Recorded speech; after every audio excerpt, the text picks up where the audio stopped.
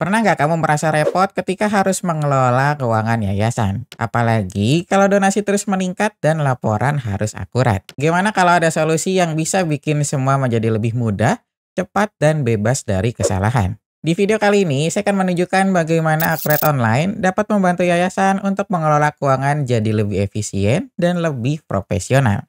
Yuk kita mulai. Kayaknya enak banget deh kalau kamu lagi coba Akurat Online. Terus nanti kamu dijelasin tentang fitur-fitur yang tersedia dan cara penggunaan Akurat Online sesuai dengan kebutuhanmu. Khusus yang belum berlangganan Akurat Online dan juga ingin menambah database baru, kamu berhak mendapatkan free konsultasi melalui Google Meet. Konsultasinya nanti langsung dengan saya dan juga tim trainer profesional dari Akurat Online. Nah, nanti ada 3 poin yang akan dibahas di dalam konsultasi tersebut. Pertama, penjelasan fitur-fitur yang tersedia di Akurat Online.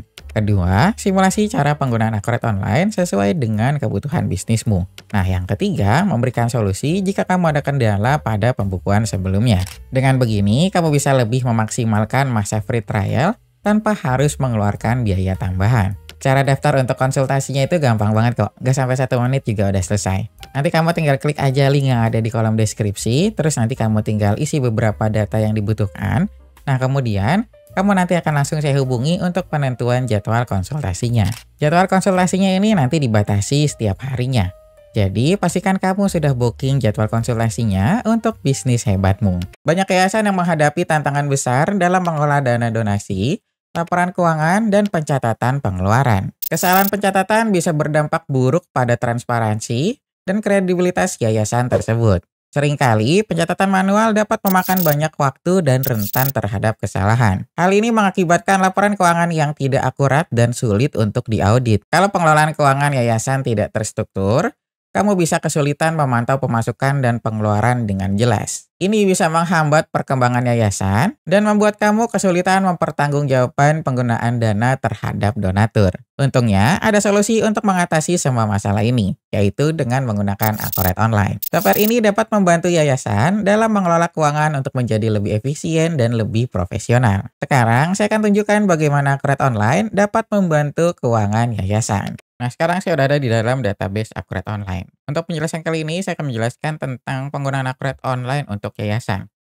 Yayasan ini biasanya dia tuh nggak terlalu banyak jenis transaksi yang terjadi. Biasanya itu kebanyakan yayasan hanya untuk penerimaan sama untuk pengeluaran uang aja. Sampai nanti dia itu ada laporan untuk pertanggungjawabannya. Jadi nanti kan biasanya dicek tuh penerimaannya itu dari mana aja, terus nanti pengeluarannya itu untuk apa aja. Nah, nanti paling kayak gitu aja sih untuk simpelnya. Nah, pertama yang harus kita lakukan nanti kita harus membuat akun perkiraannya terlebih dahulu. Jadi ini kan saya masih pakai akun perkiraan yang bawaan dari Akurat Online ya. Jadi kalau kita lihat di sini kita masuk ke modul buku besar, ini kita masuk ke fitur akun perkiraan. Di sini kita, nah ini adalah akun perkiraan yang dikasih atau yang didapat dari sistem default dari Akurat Online. Jadi nanti kalau misalkan kamu pembukaan sebelumnya belum punya akun perkiraan, kamu bisa pakai akun perkiraan yang dari Akurat Online aja. Jadi nanti kamu masih bisa edit, tambah, ataupun hapus. Nanti kamu bisa sesuaikan dengan kebutuhan. Nah, sebenarnya kalau untuk akun perkiraan ini dia udah lumayan lengkap banget yang dari Akurat Online. Jadi misalkan kamu mau pakai di sini juga nggak masalah, nanti kamu tinggal tambahin aja. Nah, terus kita lanjut lagi. Nah, di sini kan kita akun pendapatan hanya ada satu sebenarnya. Nah, nanti kita mau buat itu akun pendapatan lain ya. Biasanya pendapatan itu kan yang di yayasan itu ada berbagai macam ya. Misalkan kita mau ada pendapatan donasi untuk bencana alam, atau nanti kita ada donasi untuk pembangunan masjid, atau nanti kita ada donasi untuk anak yatim, santunan anak yatim. Nah, nanti kan dia misalnya itu ada beda macam-macam ya. Nah, nanti kamu bisa sesuaikan. Nah, nanti kamu bisa masukin aja di sini nih, untuk akunnya. Nanti kamu masukin aja di sini, nah, nanti kamu tinggal klik aja sub akun di sini, untuk tipe akunnya nanti kamu bisa sesuaikan. Jadi nanti bisa pendapatan atau tipe akunnya itu pendapatan lainnya. Jadi nanti hasil atau perbedaannya itu nanti terletak ketika kamu membuat laporan laba ruginya. Jadi nanti hasil akhirnya itu terletak di laporan laba rugi. Jadi nanti kamu bisa sesuaikan aja dengan kebutuhan. Nah, misalkan kita contohnya pakai yang akun pendapatan. Nah, nanti kamu di sini kamu pilih aja. Untuk akunnya itu nanti kita masukin ke pendapatan operasional aja, kita buat sebagai akun anak dari pendapatan operasional. Nah, nanti kita tinggal masukin di sini. Nama akunnya apa? Contohnya sumbangan pembangunan masjid, contohnya kayak gini. Nah, ini kita simpan. Nah, terus kita mau tambahin lagi pendapatan, kita masukin sub akunnya sebagai pendapatan operasional lagi. Nah, kita masukin tambahan sumbangan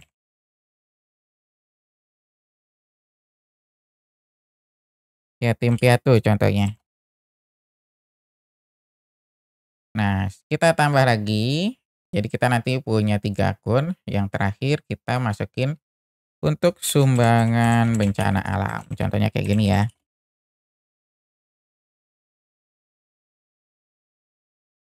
Nah, di sini kita udah punya 3 akun tambahan. Jadi kita punya akun sumbangan, ini ada sumbangan pembangunan masjid, sumbangan yatim piatu, dan sumbangan bencana alam, maaf. Jadi kita punya 3 akun tambahan lagi. Nah, terus biasanya nah ini biasanya nanti berbeda di beberapa yayasan. Jadi nanti kamu akun kasnya itu kamu mau pisah atau kamu gabung. Cuma biasanya kalau dipisah itu kan dia lebih detail ya. Nah, di sini kan kamu akun kasnya dia cuma ada 2 aja nih, ada kas kecil sama bank. Nah, nanti kita bisa buat lagi akun kasnya. Jadi nanti kita sesuaikan dengan akun yang dari sumbangan tersebut. Jadi nanti ketika kita melakukan pendapatan dari sumbangan tersebut, nanti kita masukin ke akun kasnya, dan nanti ketika kita mengeluarkan juga kita ngambilnya dari akun kas tersebut, kayak gitu. Contohnya kita buat 3 lagi, kita kan tadi ada sumbangan pembangunan masjid,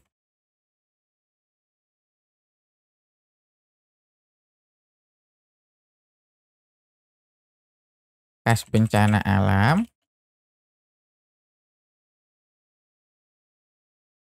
satu lagi kita punya kas yatim piatu, satu lagi ya tadi.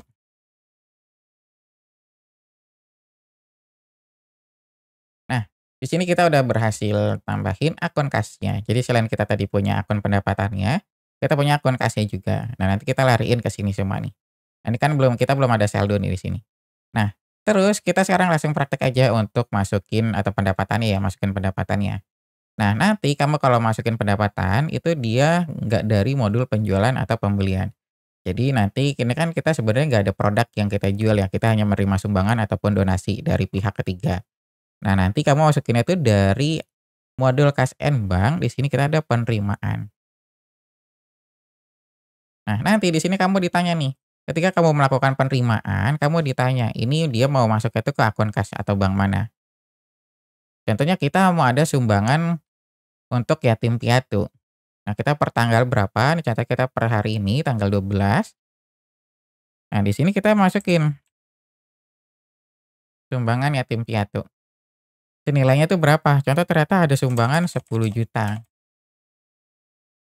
Kayak gitu. Nah, terus di bagian sininya, di tab info lainnya, nanti kamu tinggal masukin catatan nih, atau pemberinya nanti kamu bisa masukin, kayak gitu. Misalkan kita sumbangan dari Bapak A contohnya, pemberinya siapa, nah ini kita catatannya juga kita masukin ini aja, kita samain.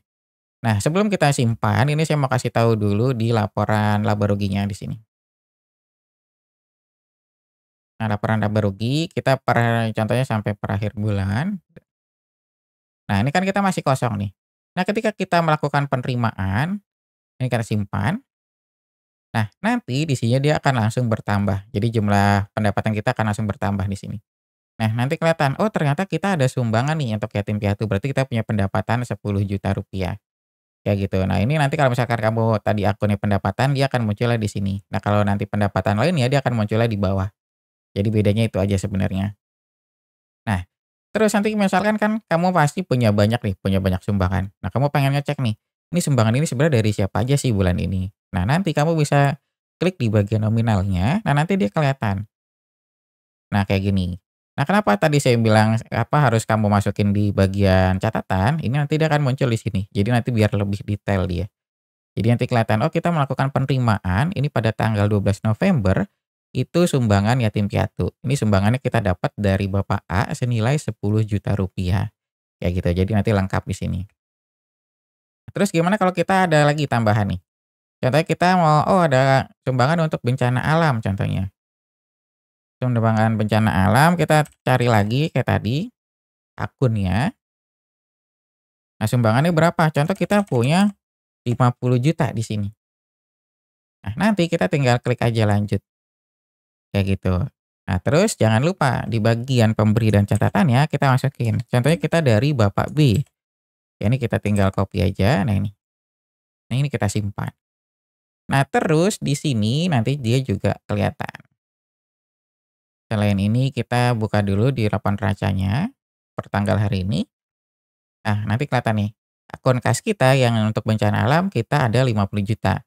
Dan akun kas yatim piatu kita ada 10 juta nih. Nah, terus di sini pendapatannya juga akan kelihatan.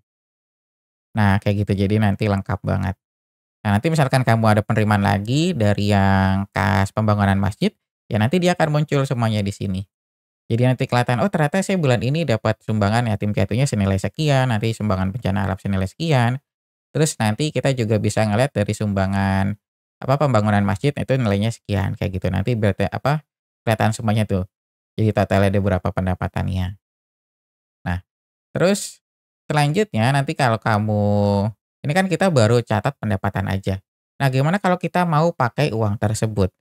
Nah, kalau kita mau pakai uang tersebut ya nanti kita tinggal masuk ke pembayaran aja sebenarnya. Nah, nanti kita tinggal klik aja fitur pembayaran di sini. Nah, nanti kita tinggal pilih. Sebenarnya dia tampilannya hampir mirip nih. Kamu mau pakainya itu akun kas dan bank dari mana? Terus nanti kamu tinggal klik. Nah, nanti kamu tinggal pakai di sini. Kamu mau pakai uang tersebut untuk apa? Nah, contohnya ini tadi saya lupa ketinggalan kita belum bikin akun bebannya ya. Ini kita bikin lagi, kita beban, masuk beban operasional.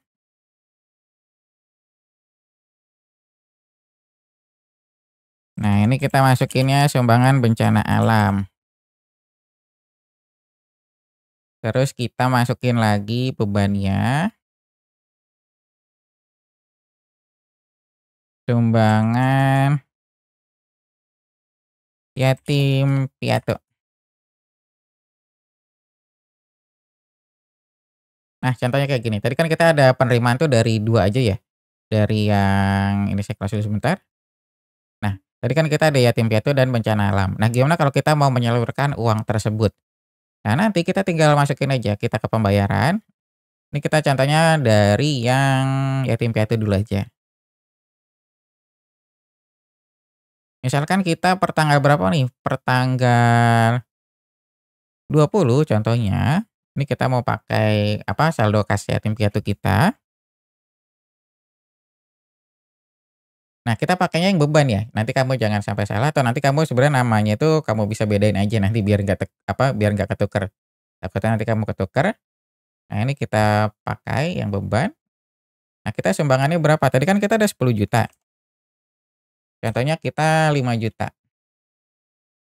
Kayak gitu 5 juta. Nah, nanti di sini jangan lupa penerimanya itu siapa. Contohnya kita sumbangan ke desa A. Contohnya kayak gini. Ya, nanti kita masukin aja sumbangan ke desa. Terus kita simpan.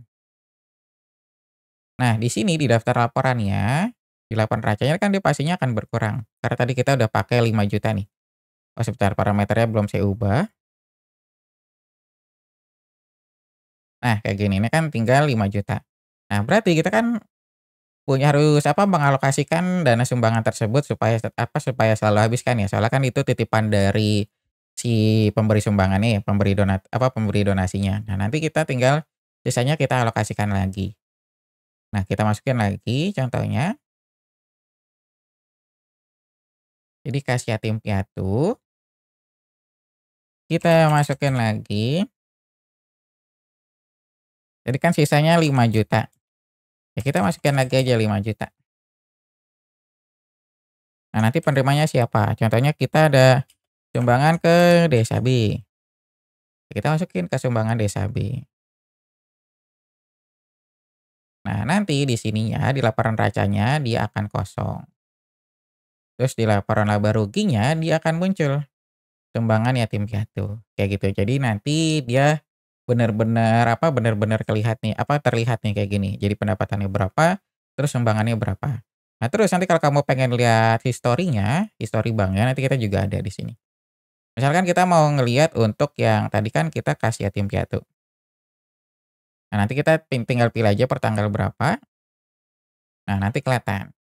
Jadi semuanya tuh historinya bakal tercatat di sini. Jadi nanti ini kan kita per tanggal 31 Oktober, ini saldo awalnya ini kosong. Nah, terus per tanggal 12 November, ini kita dapat sumbangan dari Bapak A senilai 10 juta kayak gitu. Nah, terus uang sumbangan ini udah kita alokasikan nih, untuk sumbangan ke desa B dan ke desa A pada tanggal 12 dan 20 November, kayak gitu. Dengan total 10 juta. Berarti saldo akhir kita udah nol, kayak gitu. Jadi nanti saran saya, kamu keterangannya itu diisi, supaya nanti kelihatan di sini. Nah, kalau kamu keterangannya nggak diisi, ini kosong di sininya. Jadi nanti kurang jelas dan kurang detail, kayak gitu. Jadi nanti di sini kelihatan. Jadi nanti enak banget tuh semuanya bener-bener real time. Nah, selanjutnya kita ada beberapa kondisi yang kemarin saya juga sebelumnya udah pernah diskusi dengan customer, itu melakukan presentasi juga dengan customer tersebut. Nah, dari pihak customer tersebut ternyata yayasannya itu dia pengen tahu nih, dia dari misalkan dia dapat sumbangan dari Bapak A nih, Bapak A ini dia rutin nyumbang ke yayasan kita. Nah, dia pengen tahu selama 1 tahun itu dia nyumbangnya itu berapa aja. Nah, nanti kamu bisa kelihatannya dia itu oh nih di sini. Dia itu akan muncullah di laporan penjualan barang per pelanggan di sini. Nah, tapi PR-nya kalau kamu mau kayak gitu dia itu nggak lewat sini nanti, nggak lewat yang modul Cash and Bank. Jadi nanti kita anggapnya itu dia sebagai transaksi penjualan. Nah, sekarang saya contohin aja. Ini saya close dulu sebentar. Nah, pertama, ini kita masukin dulu akunnya. Jadi akun yang pendapatan tadi kita masukin dulu di sini. Nah, di sini. Sumbangan kita masukin dulu semuanya. Sumbangan pembangunan masjid, yatim piatu, sama bencana alam. Nah, ini kita masukin dulu di sini, kita simpan. Nah, nanti kita buat item terlebih dahulu. Jadi kan kita seolah-olah itu melakukan transaksi penjualan ya. Nah, soalnya nanti di transaksi penjualan ini kita baru bisa input nama pelanggannya. Jadi nanti si donatur tersebut kita jadiin sebagai pelanggan, supaya akhirnya nanti kita punya daftar laporan untuk penjualannya. Jadi nanti kita ketahuan nih penjualan barang per pelanggan tersebut. Soalnya kalau kamu pakai yang modul Cash and Bank, dia belum bisa kayak gitu. Nah, sekarang kita tinggal buat aja itemnya. Nah, kayak gini nanti kita masukin sumbangan apa.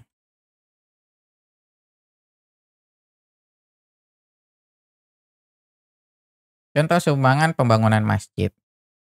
Nah, kategori barangnya kamu pilih umum aja di sini, nanti kamu bisa sesuaikan. Nah, jenis barangnya di sini kamu jangan pilih yang persediaan, cuma kamu pilihnya itu yang non persediaan. Nah, satuannya nanti kamu bisa kosongin atau kamu bisa sesuaikan aja di sini. Kamu mau berapa? Cuma ini saya kosongin aja, ini nggak jadi masalah. Nah, di bagian akunnya di sini baru kamu sesuaikan. Penjualannya di sini, nanti kamu bikinnya itu, ini kan tadi kita bikinnya pembangunan masjid ya. Nanti kamu sesuaikan ke pembangunan masjid. Terus kita buat lagi tadi sumbangan yatim piatu. Ini kita non persediaan lagi, yatim piatu. Nah, satu lagi sumbangan bencana alam. Ini kita pilih umum, ininya non persediaan, dan akunnya kita pilih bencana alam. Nah, kayak gini. Nah, berarti kita punya 3 item nih, kita ada sumbangan bencana alam, sumbangan pembangunan masjid, dan sumbangan yatim piatu. Nah, di sini nanti kamu tinggal masukin. Nah, ini kan kita untuk alur penjualannya sebenarnya lengkap banget ya di sini. Cuman nanti untuk yang transaksi tersingkat kamu bisa langsung potong aja. Jadi nanti kamu bisa untuk faktur langsung ke penerimaan penjualan. Jadi kamu nggak perlu dari penawaran, pesanan, pengiriman, nah ini nggak usah, kamu lewatin aja. Jadi kita langsung inputnya dari faktur penjualan aja di sini. Nah, nanti kamu ditanya nih, kamu pelanggannya itu siapa? Jadi ini pelanggannya kita masukinnya tuh pemberi donasi. Yang ngasih donasinya itu siapa? Contoh kita Contohnya tuh Bapak Bowo di sini. Nah, kita tinggal simpan aja sebagai data baru karena kita belum punya daftar pelanggan di sini. Nah, ini kita masukin sumbangan yang tadi. Contoh si Bapak Bowo ini mau sumbangan untuk bencana alamnya dia 10 juta contohnya. Kita lanjut. Nah, untuk pembangunan masjidnya, ini berapa dia? Contohnya dia mau 40 juta. Nah, terus sumbangan yatim piatunya berapa? Contohnya dia 50 juta. Nah, kayak gini. Nah, ini udah semuanya selesai diisi. Nah, ininya kita cek, ini udah nggak ada yang perlu diubah lagi. Nah, nanti kelihatan nih, oh ternyata si Bapak Bu ini dia mau melakukan sumbangan senilai 100 juta. Nah, terus kita tinggal proses aja ke pembayaran. Kayak gitu. Nah, terus nanti kamu di sini kamu tinggal alokasiin aja uangnya mau kemana. Cuma kalau di sini dia tuh nggak bisa, ini kan tadi kasusnya dia itu satu donatur cuma itemnya kan banyak ya. Nah, untuk penerimaannya dia nggak bisa nih, nggak bisa dibagi 3. Jadi kamu mau nggak mau harus dimasukin ke satu dulu. Contohnya kita ke akun bank dulu di sini. Nah, kita simpan, kita hitung nilai pembayaran dulu baru kita simpan. Nah, kayak gitu. Nah, ini kan kita akunnya kita tampung dulu di akun bank ya. Nah, nanti untuk perpindahannya, ini kan kita punya sebenarnya kan udah punya detail transaksinya. Nah, nanti untuk pindah dari akun bank tersebut, nanti kita pakai fitur namanya itu di Kas and Bank yang transfer bank di sini.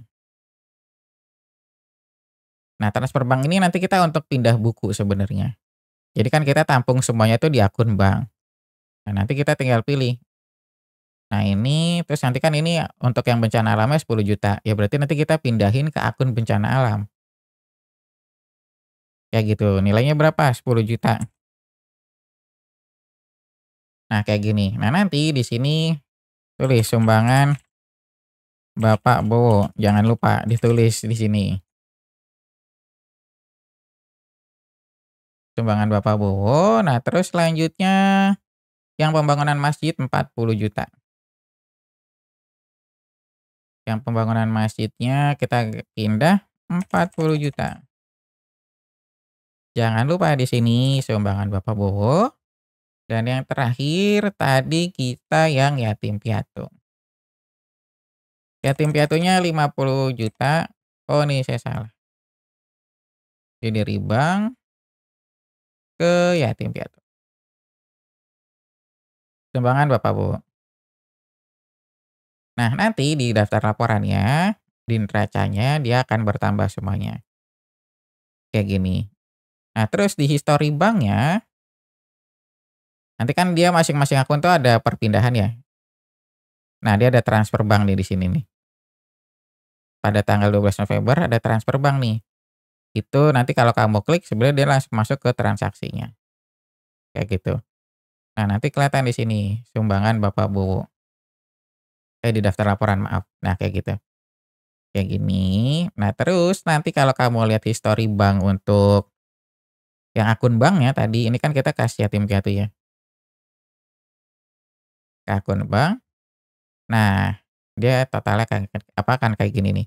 Jadi kita ada penerimaan dari faktor penjualan, ini 100 juta.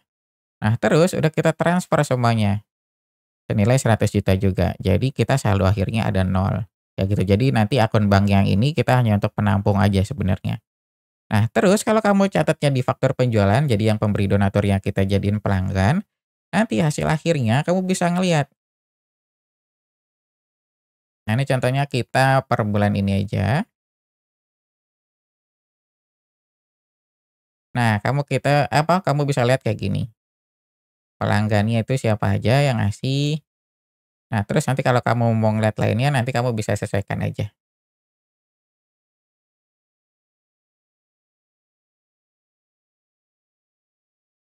Nah, kayak gini. Terus nanti kamu bisa juga yang penjualan pelanggan per barang.